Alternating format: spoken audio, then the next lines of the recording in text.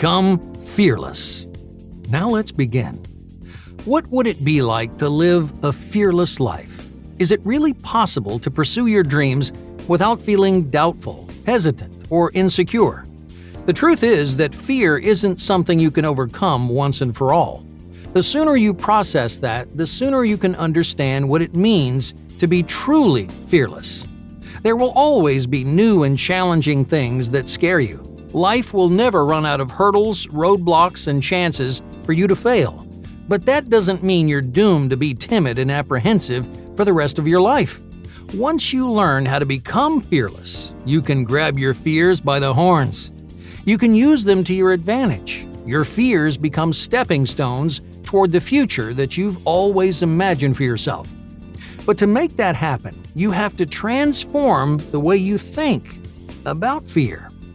Start by really internalizing the idea that your fears will never disappear completely. No one, not even the most confident people in the world, can charge in head first without feeling some degree of fear. That just isn't how the human brain works. And even if it was, you'd be doing yourself a massive disservice. On an evolutionary level, fear keeps you alive. It's a fundamental response ingrained in almost every complex organism on the planet. It's been around for millions of years, providing animals with protection against physical, mental, and social danger. A cat, for example, might be afraid of a dog.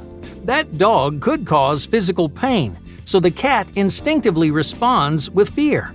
Stress hormones start flooding the brain. Its breathing and heart rate quickens. Its body tenses up. The cat goes into fight-or-flight mode because it feels like its life is on the line. But fear isn't just an evolutionary life jacket. In many ways, it's responsible for keeping you sane and reasonable. Fear plays devil's advocate for every good and bad decision that you make. If it weren't for your fears, you wouldn't have the sense to think before you act. Imagine you're about to go cliff diving. Seems like an awesome idea, right? You've seen dozens of videos of people doing it before, but just when you're about to jump, you get scared. You think to yourself, what if it isn't safe? What if there are actually rocks hiding under the waves? Sure enough, you take a closer look and realize you nearly jumped onto a bed of underwater boulders. If it weren't for your fears, you could have gotten seriously injured. You would have done something you'd regret for the rest of your life because your fears weren't there to keep you in check. While your fears can stand in your way, they also make the best things in life worth doing. Many of the most rewarding experiences are only possible because at first you were scared out of your wits. You see, for something really positive to happen, it often starts with something negative.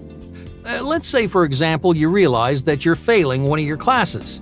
You've always been afraid of failure, so your fear kicks you into high gear. Over the next few months, you work tirelessly to improve your grade, and your hard work pays off. Against all odds, you earn yourself an A in the class. Won't that good grade feel 10 times more rewarding than the easy A you've had since day one? Your fears work the same way. You might spend years convincing yourself that you can't do something. Maybe you've backed out and run away more times than you can count. But when you finally summon the courage to face your fears, guess what happens? You achieve something to be proud of. You make a memory that lasts a lifetime, and you learn crucial lessons about yourself and your limits. My point here is that fear serves an important purpose, but this fact raises bigger questions about what it means to be fearless. If fearless isn't terminating or getting rid of your fears, then what is it? People who are fearless know one thing with absolute certainty. Fear is strong, but you are stronger. In other words, don't pretend that your fears are meaningless or insignificant. Don't brush them off like they aren't worth your time. Listen and pay attention to your fears so you can find the most rewarding ways to overcome them. Now, most people don't realize this, but fear is a great source of direction. It tells you where specifically you need to grow and improve as a person. Let's say you get scared every time you have to start up a conversation with a stranger. It's tempting to pretend that your fear doesn't exist, to make believe that you really are secure and assertive no matter how often your brain tells you otherwise. So, you decide to do something the vast majority of people do every single day. You stuff those fears as far down as you can, hoping they'll just disappear. But here's the bad news. They're not going anywhere. Denying your fear is like putting a Band-Aid over a broken bone. The Band-Aid might cover up the break, but it's never going to heal it. That's why fearless people treat their fears like new opportunities. Each one is trying to open your eyes to something that you're lacking. Maybe you aren't happy with where you are in life, or you're not confident because you don't feel like you've done anything to be proud of. These are the kinds of fears that people hold on to for decades without realizing they don't have to be scared of anything.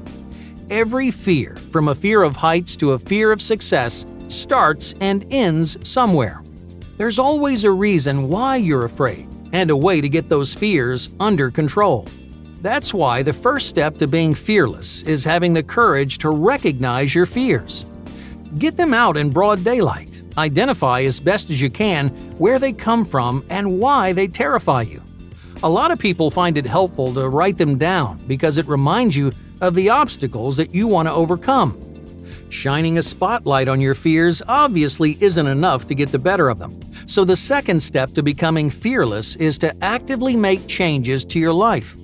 Of the few people who have identified their fears, many of them get hung up on step number 1.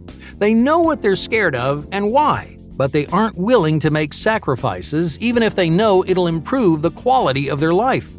They feel intimidated because facing your fears seems like it'll change everything instantly.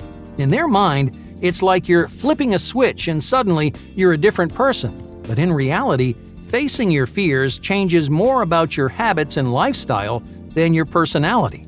And it's gradual. It's not some instant life-altering transformation. The most important part is that you're willing to make those changes. That means doing things you don't want to do, taking risks that you wouldn't normally take, and being brave enough to put your future before your present. Sometimes that kind of long-term gratification can feel like its own insurmountable roadblock. It helps to remember that your ultimate goal isn't to stomp these fears out of existence. If you used to be afraid of public speaking, for example, you shouldn't convince yourself there's nothing intimidating about getting up in front of an audience.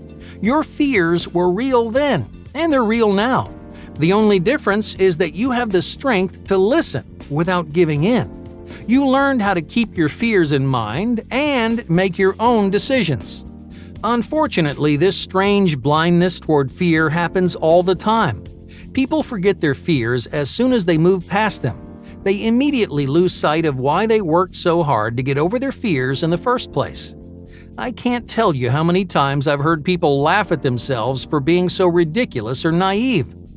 But what happens when they run into another problem? 9 times out of 10, they'll sit there staring at this new, massive roadblock and feeling absolutely terrified. Wouldn't it be more helpful to remember the hard work and confidence that carried you through the last time? Don't you want to continue having faith in yourself so that every fear doesn't catapult you right back to square one? This is actually the third step to becoming fearless.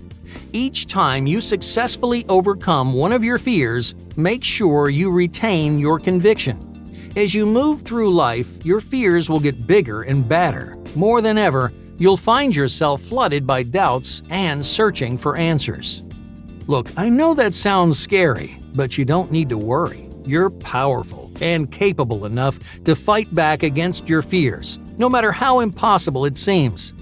Just don't lose sight of how far you've come or how much you've grown. Every time you take control of your fears, from the tiniest nerves to the largest phobias, you're proving to yourself that you deserve your own trust, that you're someone who's worth believing in. Which brings us to the fourth and final step. Fearless people give themselves credit. They're able to continuously have faith in themselves because they recognize their accomplishments as accomplishments. Overcoming your fears is challenging and time-consuming. It can take months or even years of hard work, and it's something everyone in the entire world struggles with. So don't sell yourself short. As you confront your fears, give yourself the pat on the back that you deserve. You need that kind of self-encouragement so you can continue believing in your ability to succeed.